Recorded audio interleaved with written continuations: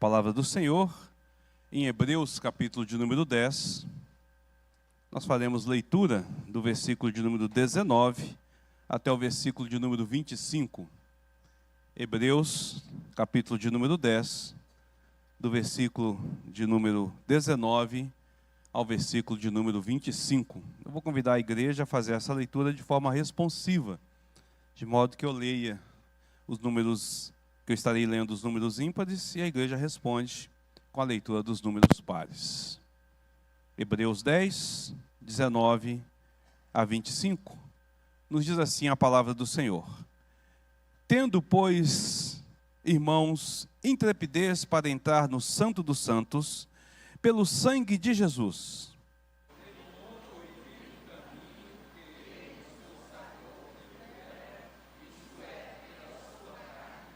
e tendo grande sacerdote sobre a casa de Deus,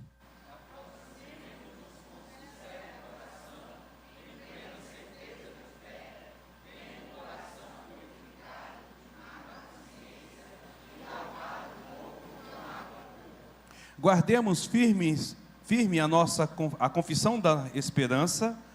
Perdão, vou começar de novo. Guardemos firmes a confissão da esperança sem vacilar, pois quem fez a promessa é fiel.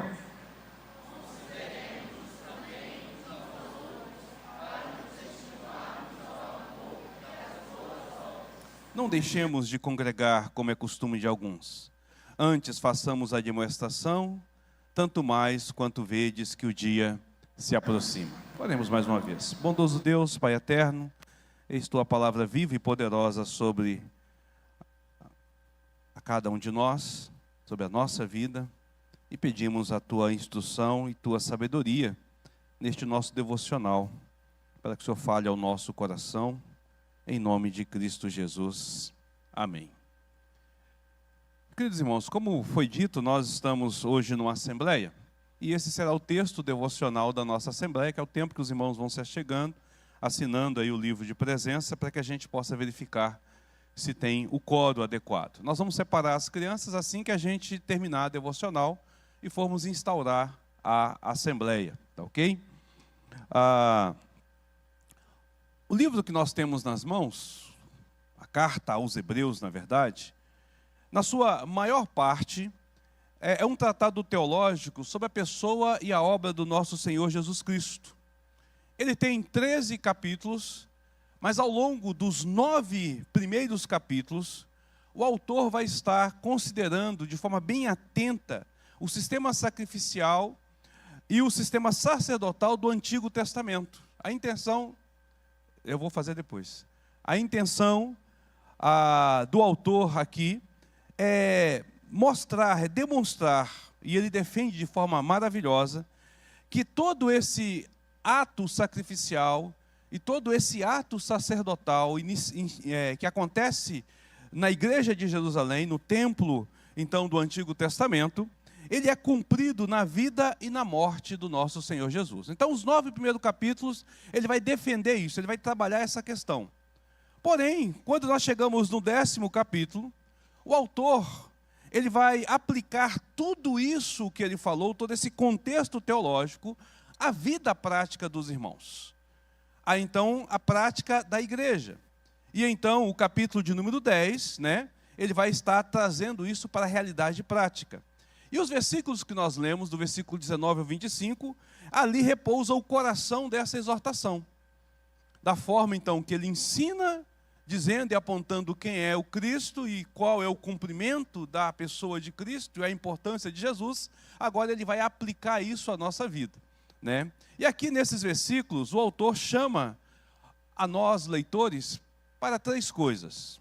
Primeiro, nós devemos nos aproximar de Deus.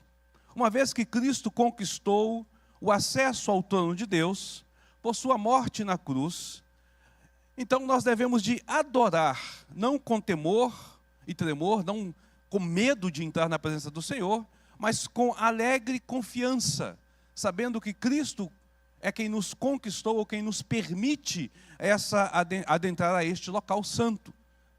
Segundo, ele nos chama a conservar a nossa confissão, não a retroceder e ser destruído, mas a crer e ter fé.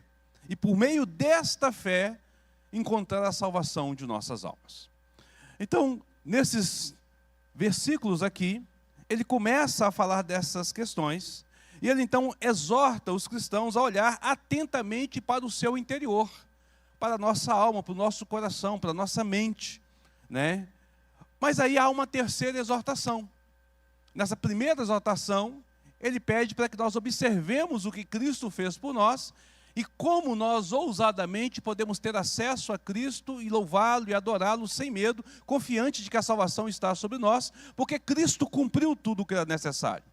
No entanto, essa terceira exortação, ele vai nos chamar a olhar e focar com atenção para fora, para o relacionamento com os irmãos, para a igreja como um todo. Então o autor, ele escreve nos versículos 24 e 25, consideremo-nos também uns aos outros, para nos estimularmos ao amor e às boas obras.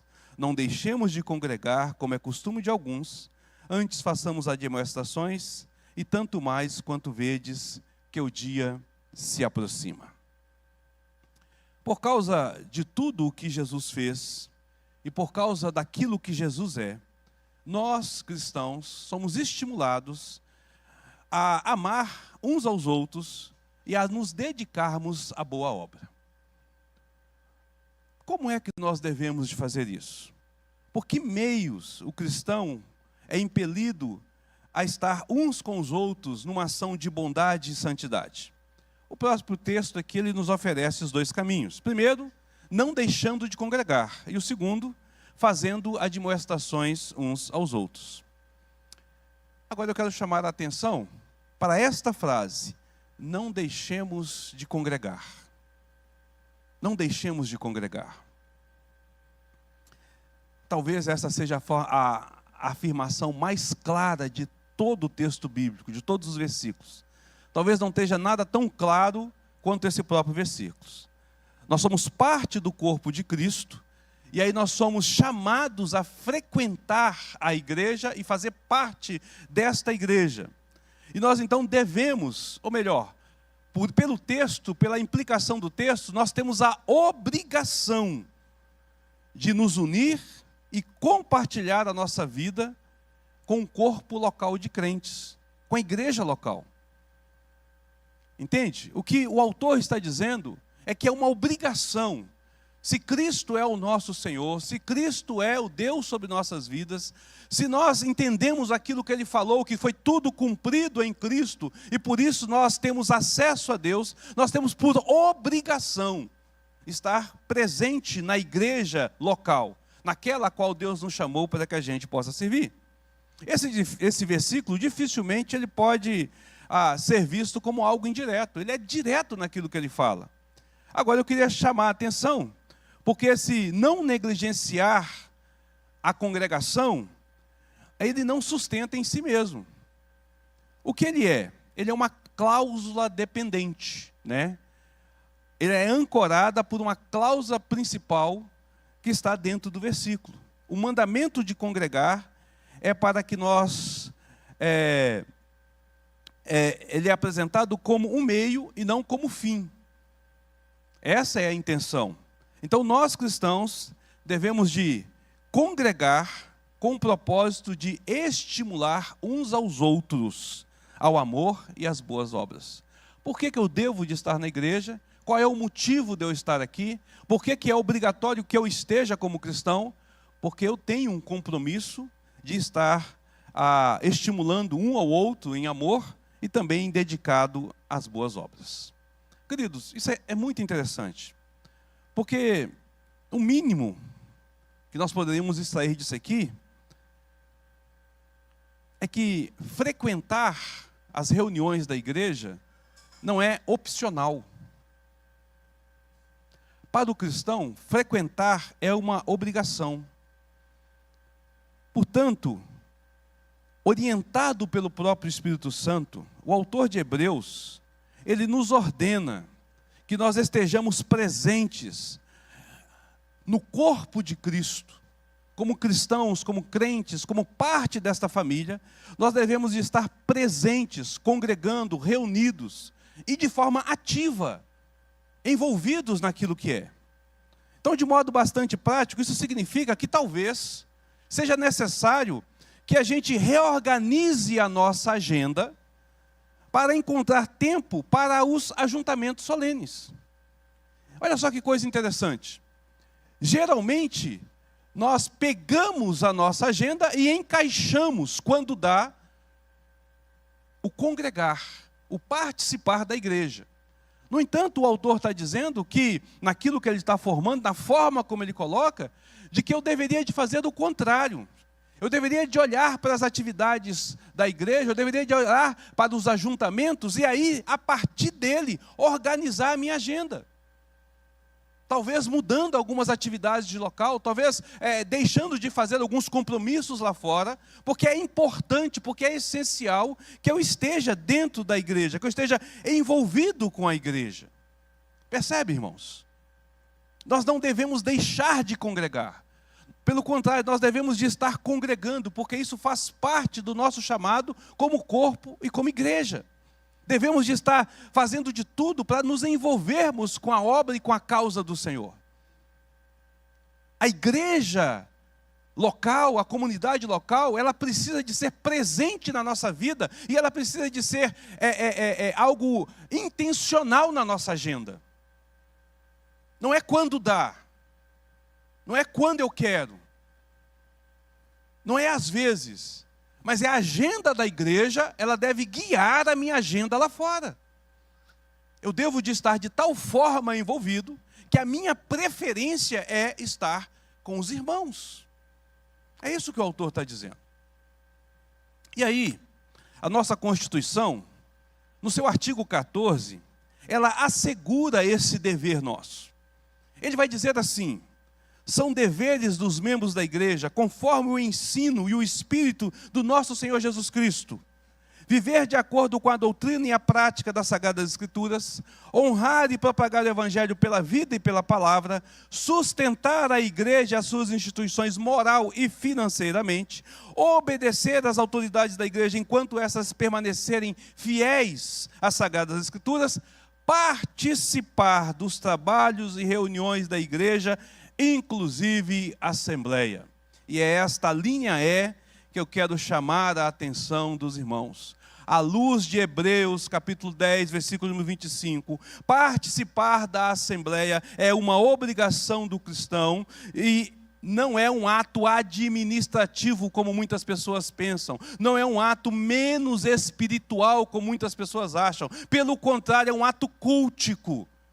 Estar aqui e fazer parte da Assembleia da Igreja, você está cultuando ao Senhor. É por isso que nós começamos com louvores, é por isso que nós lemos a palavra do Senhor, é por isso que nós ouvimos a exortação do Senhor e depois tomamos a decisão. Qualquer atividade da igreja, ela precisa de ser vista como um culto ao Senhor, como um momento de adoração, não como um culto solene, o ajuntamento solene do domingo, mas ele precisa de ser visto como uma aproximação e um compromisso meu com o Senhor, envolvido de forma espiritual. Entende, irmãos? Nós não estamos lidando com as coisas do mundo. Quando nós reunimos com a igreja, nós lidamos com as coisas do céu. Nós lidamos com coisas espirituais, mesmo em reuniões administrativas. Quando o conselho se reúne, quando a sociedade se reúne, mesmo quando nós fazemos as nossas chamadas sociais, isso é um ato espiritual. E a Assembleia também é. E a Assembleia também é. É por isso que a nossa Constituição vai dizer, e vai colocar exatamente dentro desse contexto, né? São deveres dos membros, conforme o ensino e o espírito do nosso Senhor Jesus. Ou seja, conforme a palavra de Deus apresenta. É o meu dever, como servo de Deus, como obediente à palavra do Senhor, está participando dessas atividades. Meus queridos, a minha oração é que a igreja entenda isso. É que os membros da igreja compreendam isso e zelem por isso. É um pecado que nós cometemos quando nós deixamos o culto ou qualquer atividade da igreja por qualquer outra coisa que não seja essencial e intransferível. É um pecado diante do Senhor. É um pecado quando nós não priorizamos o envolvimento na igreja, na obra do Senhor.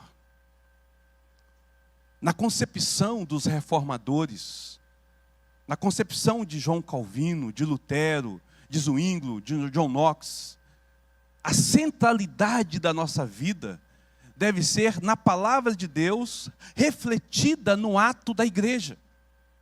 Então a palavra de Deus me leva a estar na igreja, me leva a me envolver com a igreja. Na concepção de Calvino, a assembleia administrativa deveria de ser aquela que o membro deveria de se esforçar para participar sempre. Porque as decisões que são tomadas, as informações que são passadas, têm a ver com a publicidade do Evangelho, com a glória e honra de Cristo que a igreja está vivendo. Então que a gente possa pensar nisso, irmãos. Enquanto eu estava fazendo esse texto aqui, eu falei, rapaz, isso aqui dá para fazer um estudo aqui de dias, de semanas, para tratar e mostrar essa realidade. E eu vou parar por aqui, porque senão eu falo demais, né? E a nossa ideia é seguir para a Assembleia. Eu só quero exortar dos nossos irmãos, é só uma breve meditação, para que a gente possa estar ciente disso. Que Deus abençoe a cada um de vocês, que Deus abençoe a igreja do Senhor, e que nós venhamos ter essa percepção, para a glória e honra do nosso Deus. Amém?